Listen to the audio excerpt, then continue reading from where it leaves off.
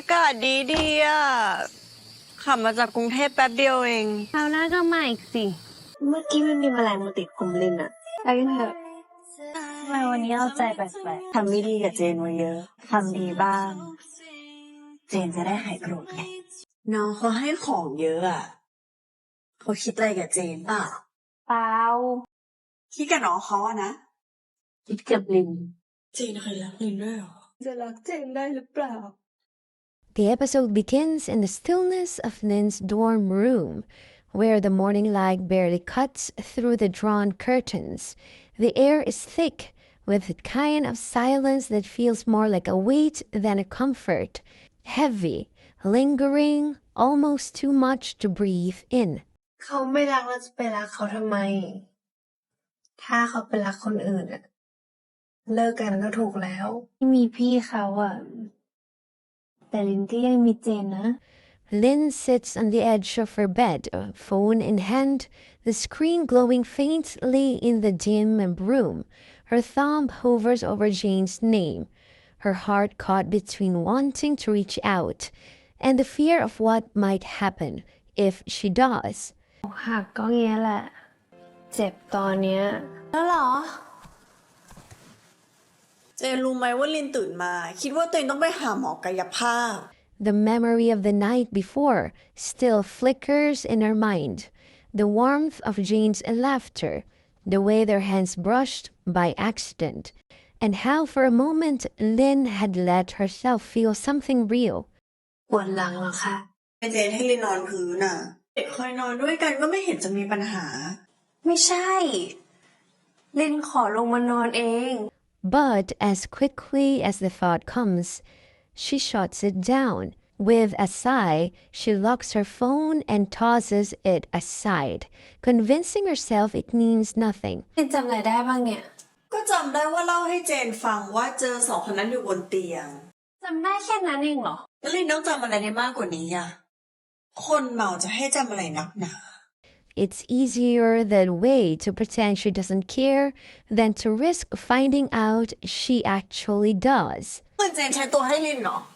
ยังไม่กลับอีกเหรอเช็ดหรือเปล่าเช็ดก็ถอดหมดเลยถอนหมดเลยแบบไม่เหลือสักชิ้นเลยอะนะ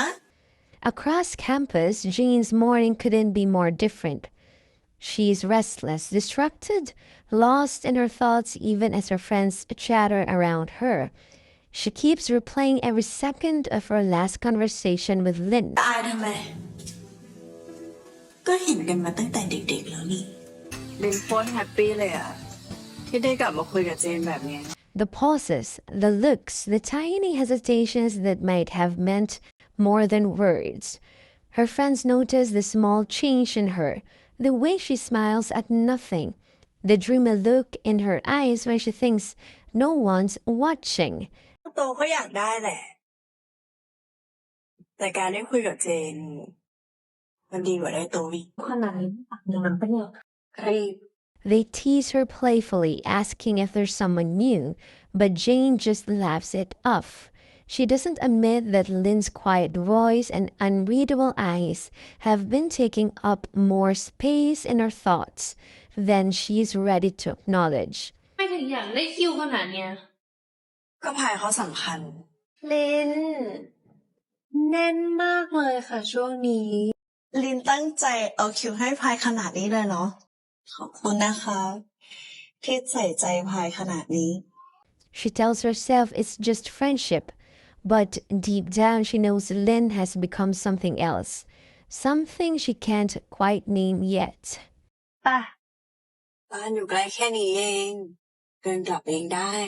เดี๋ยวเดินไปเป็นเพื่อน Later in the day, fate, or perhaps just the universe's gentle push, brings them together again. A group project pairs Lin and Jane on the same team, forcing them to share the same space for the first time since their almost confession moment. Lin tries to maintain her distance, answering questions briefly, focusing only on the task.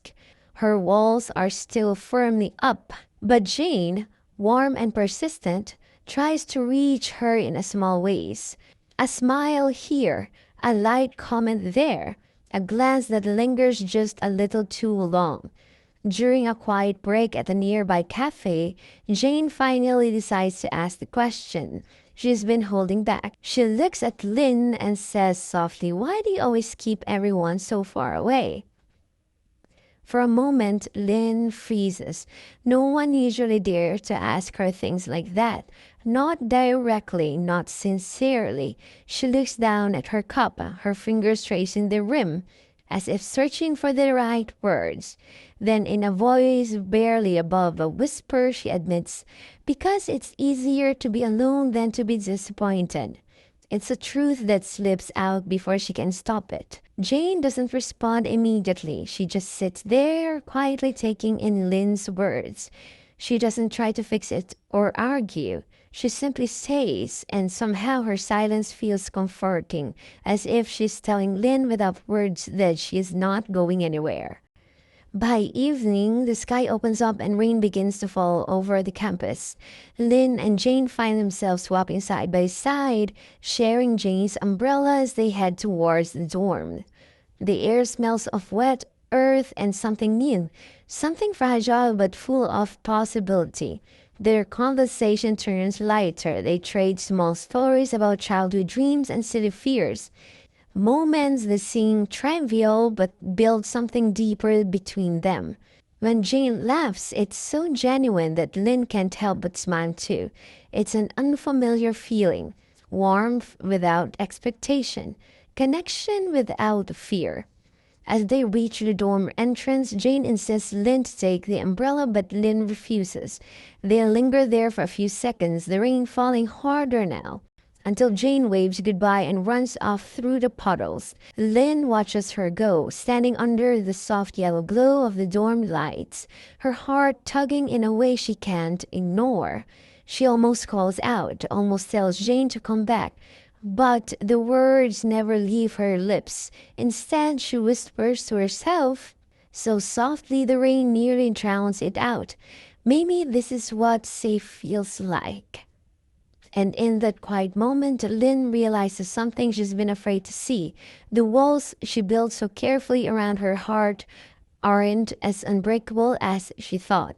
They are bringing to crack piece by piece. And Jane, with her warmth and persistence, might be the one gently stepping through. Want more queer content? Then please subscribe and hit the notification bell.